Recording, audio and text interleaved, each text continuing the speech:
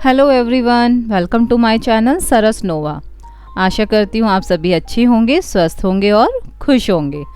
आज हम क्या पढ़ने जा रहे हैं? आज हम पढ़ेंगे कक्षा 4 की हिंदी वीणा में पाठ 6 जयपुर से पत्र, जिसमें अमर अपने पिताजी को पत्र लिख रहा है जयपुर पहुंचने के बाद कि वहाँ उसने जयपुर में क्या देखा, क्या किया और वहाँ क्या विशेष व्यंजन खाए। चलो अब हम इसे पढ़ते हैं और समझते हैं। हम आज ये भी जानेंगे कि पत्र कैसे लिखा जाता है। अब स्टार्ट करते हैं। ठीक है, तो यहाँ पे उसने एक पत्र लिखा है। पूज्य पिताजी, सादर प्रणाम। परसों रात को हम सकुशल, तो सकुशल का मतलब होता है सुरक्षित, बिना किसी परेशानी के जयपुर पहुंच गए। हमारी यात्रा बहुत अच्छी रही। तो यात्रा का मतलब होता है आप जब कहीं एक जगह से दूसरी जगह जाते हैं, ठीक है, उसको हम यात्रा कहते हैं। घूमना, एक जगह से दूसरी जगह पहुंचना। ठीक है। अध्यापकों ने हमारा बहुत ध्यान रखा। यहाँ मौसम अच्छा है। ठीक है, तो ध्यान रखना का मतलब पता है, देखभाल करना। जब अमर अपने अध्यापकों के साथ में गया तो वहाँ पे उन्होंने उसका बहुत ध्यान रखा, इसमें बहुत देखभाल की कि उनको कोई भी परेशानी ना हो। कल सुबह जलपान करके हम सब लोग जयपुर की सैर के लिए निकले। तो जलपान करने का मतलब है हल्का भोजन या नाश्ता, उसको जलपान बोला जाता है। ठीक है, तो कल सुबह जलपान करके हम सब लोग जयपुर की सैर के लिए निकले। सैर यानी घूमना फिरना, यानी कि जयपुर घूमने के लिए निकले। तो सबसे पहले हमने हवा महल देखा। ठीक है, क्या देखा उन्होंने? हवा महल देखा। तो हवा महल क्या है? हवा महल एक महल है जो कि वहाँ पे बहुत पुराने टाइम में शाही महिलाओं के लिए बनाया गया था। सड़कों पर हो रही गतिविधि, यानी कि सड़कों पे क्या हो रहा है, जुलूस आ रहे हैं, वो सब देख सके। तो ये जो हवा महल है उसमें बहुत सारी खिड़कियाँ हैं, छोटी छोटी खिड़कियाँ हैं। तो कितनी खिड़कियाँ बनी हुई है? 953 खिड़कियाँ बनी हुई है वहाँ पे। ठीक है, तो वो जो छोटी छोटी खिड़कियां बनी हुई है उसमें क्या होता है, ठंडी ठंडी हवा आती है, जिससे गर्मी के मौसम में महल बिल्कुल ठंडा रहता था। ठीक है, तो जो उसमें इतनी सारी खिड़कियां हैं इसलिए उसका नाम वहाँ पे हवा महल पड़ा, क्योंकि उसमें हवा बहुत आती थी इतनी खिड़कियों के कारण। ठीक है, इसलिए उसका नाम क्या बना? हवा महल पड़ा। ठीक है, तो हवा महल के पास ही जंतर मंतर है। इस वेधशाला का निर्माण राजा सवाई जयसिंह ने किया था। तो जंतर मंतर क्या है? जंतर मंतर एक वेधशाला है। वेधशाला का मतलब होता है आपकी खगोलीय गणनाओं के लिए बना एक वेधशाला। खगोलीय यानी कि इसमें बड़े बड़े पत्थर और संगमरमर से बने यंत्र हैं। ठीक है, जिनका उपयोग सूरज, चांद और ग्रहों की गति नापने, समय जानने, ग्रहण की भविष्यवाणी करने और तारों की स्थिति पता करने के लिए किया जाता है कि कैसे हमारे प्लैनेट्स मूव कर रहे हैं, एक जगह से दूसरी जगह जा रहे हैं। तो उन्हीं को पता करने, उनकी स्थिति पता करने के लिए कि वो कहाँ से मूवमेंट कर रहे हैं, जंतर मंतर को बनाया गया। तो जंतर मंतर का मतलब ये हुआ गणना करने वाला यंत्र। ठीक है, तो वहाँ पे सारी गणना की जाती है कि कौन से प्लैनेट्स कहाँ कहाँ पर घूम रहे हैं। उनकी स्थिति जानने के लिए जंतर मंतर को बनाया गया था, किसने निर्माण किया था? राजा सवाई जयसिंह ने किया था। ठीक है, तो हमने घूम घूम कर जंतर मंतर देखा। ठीक है, सबने घूम घूम कर जंतर मंतर देखा। इसके बाद हम राम निवास बाग गए। यहाँ एक अच्छा कला संग्रहालय है। संग्रहालय क्या होता है? म्यूजियम, संग्रह करने का स्थान। जैसे कि आप किसी भी म्यूजियम जाते हैं, वहाँ पे आपको बहुत पुरानी पुरानी चीज़ें मिलती हैं। तो जब हम किसी सामान को या किसी भी चीज़ को एक जगह संग्रह किया जाता है, कहीं इकट्ठा करके रखा जाता है, उसको हम क्या बोलते हैं? म्यूजियम, यानी कि हिंदी में हम क्या बोलते हैं उसको? संग्रहालय। ठीक है, तो वो क्या है? यह दर्शनीय है, देखने योग्य है। दर्शनीय का मतलब होता है देखने योग्य। ओके, तो संग्रहालय में जयपुर के राजा महाराजाओं के कपड़े, अस्त्र शस्त्र और उनके चित्र रखे हुए हैं। जयपुर के जो भी राजा महाराजाओं के कपड़े थे, ठीक है, अब उनको कहाँ रखा गया है? संग्रहालय में। संग्रहालय का मतलब हुआ संग्रह करने का स्थान, यानी कि म्यूजियम। अब वो कपड़ों को आप लोग अब देखोगे तो आपको पता लगेगा कि उस टाइम के राजा महाराजाओं के कपड़े कैसे हुआ करते थे। तो वो सब देख के आप इमेजिन कर सकते हो, आप अंदाज़ा लगा सकते हो कि वो कितने साइज में थे, उनकी हाइट कितनी थी, उनके अस्त्र शस्त्र कैसे थे। ठीक है, आपको समझ में आ गया संग्रहालय का मतलब। जयपुर से लगभग 14 किलोमीटर की दूरी पर आमेर का दुर्ग है। ओके, यह बहुत पुराना और बड़ा है। आमेर में शीश महल देखने योग्य है। तो आमेर क्या है? आमेर का जो किला है यानी कि आमेर का जो दुर्ग है वो एक पहाड़ी पर बना हुआ है। ठीक है, और वो बहुत ही पुराना और बड़ा है। तो आमेर के अंदर ही आपको शीश महल भी देखने को मिलेगा। शीश महल क्या है? शीश महल के अंदर पूरी दीवारें और जो छत है वो कांच से सजी हुई है। इस किले तक पहुंचने के लिए हाथी सवारी और जीप सवारी भी प्रसिद्ध है। जब आप आमेर के दुर्ग पे पहुंचते हो तो वहां तक पहुंचने के लिए आपको हाथी सवारी भी कर सकते हो और जीप के थ्रू भी, जीप से भी आप वहां पे पहुंच सकते हो। ठीक है, तो शीश महल के पास ही शीला देवी का मंदिर है। किसका मंदिर है? शीला देवी का। तो इनका नाम शीला देवी क्यों पड़ा? क्यों पड़ा इनका शीला देवी? तो समुद्र से एक शिला लेके आए थे। शिला का मतलब होता है पत्थर। क्या मतलब होता है शिला का? पत्थर। शिला का मतलब होता है पत्थर। तो शिला से देवी की प्रतिमा बनाई गई, उनकी एक मूर्ति बनाई गई, इसलिए उनका नाम शीला देवी पड़ा। ठीक है, तो वहाँ पे मंदिर में दर्शन करने के बाद हम नगर वापस आए। ठीक है, यानी कि जयपुर का जो नगर है यानी कि जो सिटी है उसमें वो वापस आए। रात को हमने राजस्थान के लोक नृत्य देखे। लोक नृत्य का क्या मतलब होता है? जो आपके क्षेत्रीय रूप से जो विशिष्ट नृत्य होते हैं, ठीक है, जो लोगों द्वारा समुदाय के और उत्सव के उद्देश्य से किए जाते हैं। जैसे कि राजस्थान के अंदर उनके अपने लोक नृत्य हैं। जैसे पंजाब में आप उनके लोक नृत्य देखेंगे तो उनका भांगड़ा होता है। गुजरात के अंदर आप अगर जाएंगे तो वहाँ पे आपको गरबा मिलेगा। ठीक है ना, तो इसी तरीके के हर एक स्टेट के, हर एक राज्य के अपने लोक नृत्य होते हैं। इसलिए राजस्थान में जाकर उन्होंने उसके लोक नृत्य देखे। फिर राजस्थान का विशेष व्यंजन दाल बाटी चूरमा खाया। ठीक है, हर एक स्टेट के अपने अपने विशेष व्यंजन होते हैं।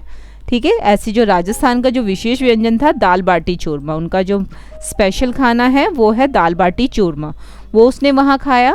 फिर वो लिखता है आज दोपहर पश्चात हम झीलों के नगर जयपुर जाएंगे। वो अपने पत्र में ये बता रहा है अपने पिताजी को कि आज दोपहर के बाद, पश्चात का मतलब होता है बाद।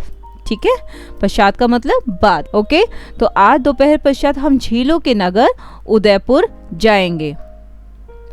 अगला पत्र उदयपुर से लिखूंगा। तो ये पत्र उसने कहाँ से लिखा? ये पत्र वो उसने जयपुर पहुंचने के बाद लिखा। वह बता रहा है कि अगला पत्र वो उदयपुर से लिखेगा क्योंकि वह अब उदयपुर जा रहा है दोपहर के पश्चात।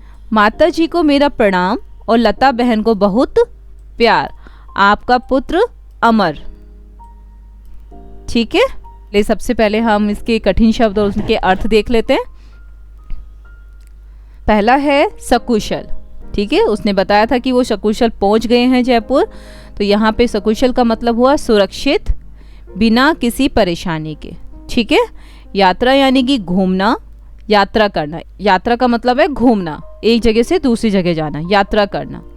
ध्यान रखना, ध्यान रखना मीन्स देखभाल करना। सैर, सैर का मतलब घूमना फिरना। सैर का मतलब घूमना फिरना, यानी कि आप कहीं किसी भी हिल स्टेशन या किसी भी प्लेस जाते हो घूमने के लिए तो वहाँ पे आप सैर करते हो, कि आप देखते हो कि आखिर वो शहर है कैसा। तो उसको हम क्या बोलेंगे कि मैंने उसकी सैर की, हमने वहाँ पे घूमा फिरा। ठीक है, हवा महल का मतलब हुआ जयपुर का प्रसिद्ध महल। जयपुर का ये प्रसिद्ध महल है क्योंकि इसके अंदर बहुत सारी खिड़कियां हैं और उस खिड़कियों के जरिए ही वहाँ पे हवा आती थी, इसीलिए उस महल का नाम हवा महल रखा गया। ठीक है, फिर है जंतर मंतर। तो जंतर मंतर हुआ खगोल संबंधी वेधशाला। प्लैनेट्स हैं उनकी गणना करने के लिए एक वेधशाला बनाई गई। ठीक है, तो जंतर मंतर का मतलब हुआ खगोल संबंधी वेधशाला। संग्रहालय, संग्रह करने का स्थान यानी कि म्यूजियम। म्यूजियम का मतलब क्या होता है? जब भी हमारी कोई पुरानी चीज़ें रखी होती हैं तो वो हम म्यूजियम में रखते हैं। ठीक है ना, अब जैसे वो जो राजा महाराजाओं के कपड़े थे, अब तो उनको कोई नहीं पहनने वाला, तो उनको कहीं तो हमें संभाल के रखना है ना, ताकि आप जनरेशन है, आपके बाद की जनरेशन है, जितने बच्चे हैं, बूढ़े हैं, वो सब देख सके कि हमारे राजाओं के कपड़े कैसे होते थे, उनके अस्त्र शस्त्र कैसे होते थे। तो वो सारी चीज़ें हम कहाँ रखते हैं? संग्रहालय में, यानी कि म्यूज़ियम में। अस्त्र शस्त्र यानी कि हथियार, चित्र यानी कि तस्वीर, दुर्ग यानी कि किला, शीश महल यानी कि कांच से सजा महल। ठीक है, जो कांच से सजाया गया था महल, उसी का नाम शीश महल पड़ा। विशेष व्यंजन यानी कि खास पकवान, दाल बाटी चूरमा जो राजस्थानी का पारंपरिक खाना है। ठीक है, लोक नृत्य, स्थानीय नृत्य, किसी भी क्षेत्र में आप रहते हो उस हर एक क्षेत्र का अपना एक लोक नृत्य होता है, राइट। जैसे कि आपका पंजाब में अगर देखोगे तो पंजाब का भांगड़ा होता है, गुजरात में आओगे तो गुजरात में आपको गरबा मिलेगा, वहाँ पे सब लोग जो उनका लोक नृत्य है वो गरबा है। आप असम जाओगे तो वहाँ पे आपको बिहू वहाँ का लोक नृत्य है। तो हर एक जगह का, हर एक स्थान का जो अपना नृत्य होता है उसको हम बोलते हैं लोक नृत्य, यानी कि स्थानीय नृत्य, राइट। चलो अब हम यहाँ पे आते हैं बातचीत के लिए। क्या है?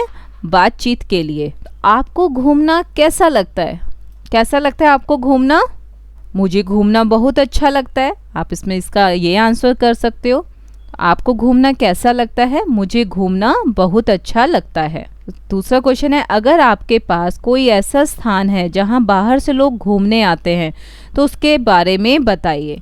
हाँ, मेरे शहर में मंदिर और ऐतिहासिक इमारत है, यहाँ बाहर से लोग घूमने आते हैं। ठीक है, आप कुछ भी लिख सकते हो, जो भी आपके एरिया, आपके स्थान के आसपास जो भी चीज़ें हैं जहाँ पे आपके बाहर से लोग घूमने आ रहे हैं, आप उसके बारे में लिख सकते हो। ठीक है, तो तीसरा क्वेश्चन है, अगर आपको किसी स्थान पर जाने का अवसर मिले तो आप कहाँ जाना चाहेंगे और क्यों? तो यहाँ पे आप अपनी इच्छा अनुसार आप लिख सकते हो या बता सकते हो। मैंने यहाँ पर लिखा है मैं तमिलनाडु जाना चाहूँगा या चाहूँगी क्योंकि वहाँ रामेश्वर का मंदिर है। ठीक है, अब हम आते हैं आपके चौथे क्वेश्चन पे। अगर आप या आपके परिवार का कोई सदस्य कहीं घूमने गया हो तो उसके विषय में बताइए। ठीक है, तो आप कहीं भी घूमने गए हो आप उसके विषय में बता सकते हो। मैंने यहाँ पे लिखा हम पिछले साल चक्राता घूमने गए थे जो कि उत्तराखंड में है और वहाँ का मौसम बहुत अच्छा था। अपनी इच्छा अनुसार यहाँ पे लिख सकते हो। ठीक है, अब हम आ गए यहाँ पर समझ की बात। नीचे कुछ बहुविकल्पीय प्रश्न दिए गए हैं। प्रश्नों के उत्तर में एक से अधिक विकल्प सही हो सकते हैं। तो सही विकल्प के आगे आपको ये बनानी है स्माइली। ठीक है, तो शीश महल है शीला देवी मंदिर के पास, आमेर के दुर्ग में, हवा महल के पास, रामनिवास बाग में। तो कहाँ था ये आपका? ये आपका यहाँ पे आएगा कि वो शीला देवी मंदिर के पास भी है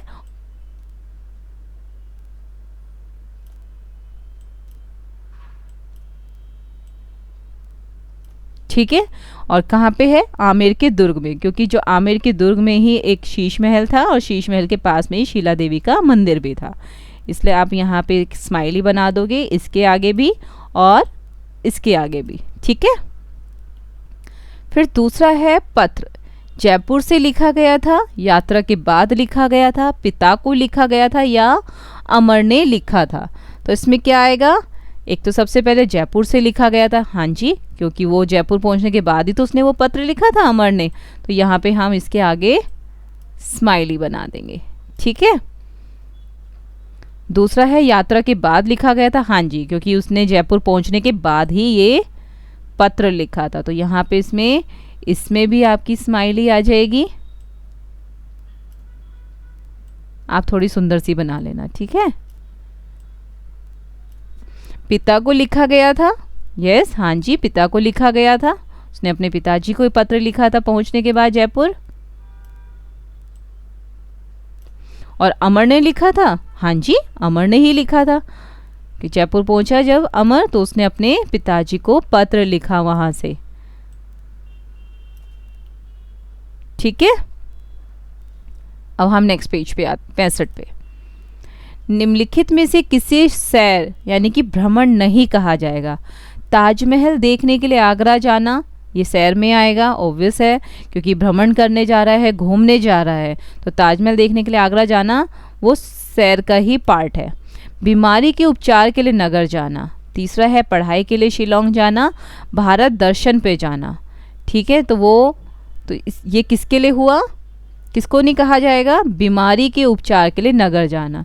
क्योंकि जब कोई पर्सन या कोई भी इंसान बीमारी के लिए कहीं जाता है तो वो सैर पे नहीं जाता है ना, वो अपनी बीमारी ठीक कराने के लिए जाता है, किसी डॉक्टर से मिलने जाता है, तो उसको हम सैर नहीं कहेंगे।